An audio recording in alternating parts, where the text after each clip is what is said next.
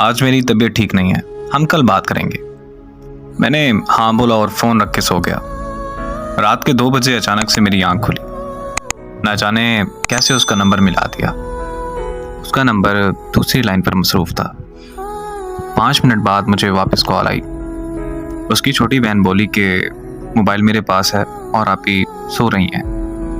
अगले दिन सुबह से शाम हो गई लेकिन उसने मुझसे रब्ता नहीं किया।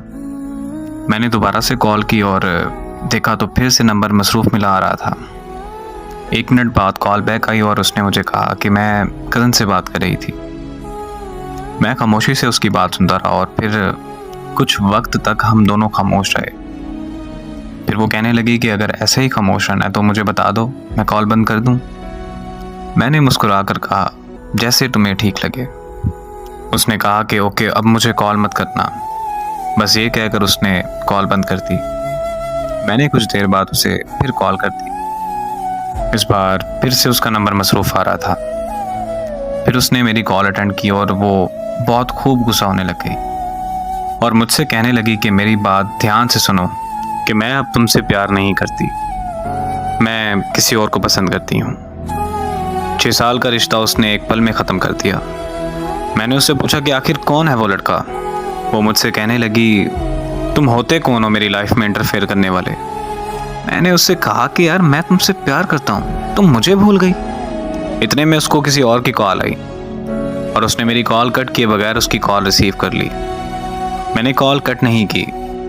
कुछ देर बाद उसने कॉन्फ्रेंस कॉल ले ली। कॉन्फ्रेंस कॉल में लड़का बोला कि हाँ भाई, तुम्हें क्या मसला है। तो मैंने कहा कि तुम होते कौन हो मुझसे ये पूछने वाले। तो वो मुझे कहने लगा कि ओ यार कॉल कट करो और सो जाओ।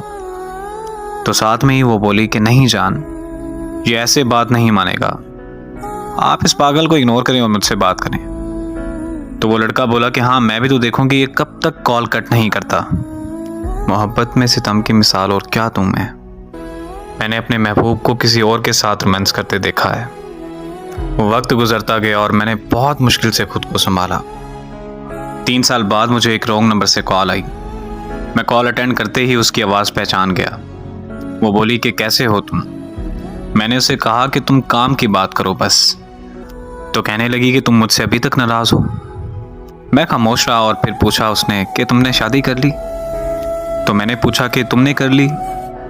तो वो बोली कि लोग जिस्म चाहते हैं, शादी कहाँ करते हैं लोग। बात यह है कि जिससे आप मोहब्बत करते हैं उससे कभी मोहब्बत ख़त्म नहीं होती, लेकिन इस तरह करने से आपकी ज़िंदगी में उस शख्स का वजूद चला जाता है। और ज़िंदगी में मोहब्बत होती है, लेकिन उस मोहब्बत का मतलब एक शख्स से वफा करना होता है। और खुदारा मेरी उन लोगों से गुजारिश है कि जिस्मों से खेलकर मोहब्बत के नाम को बदनाम मत कीजिए।